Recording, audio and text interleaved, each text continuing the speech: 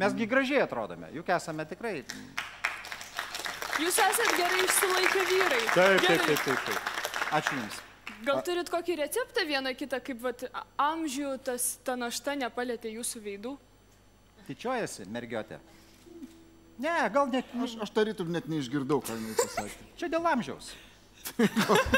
Ką sakė? Ką vaikėlis? Prisėskime.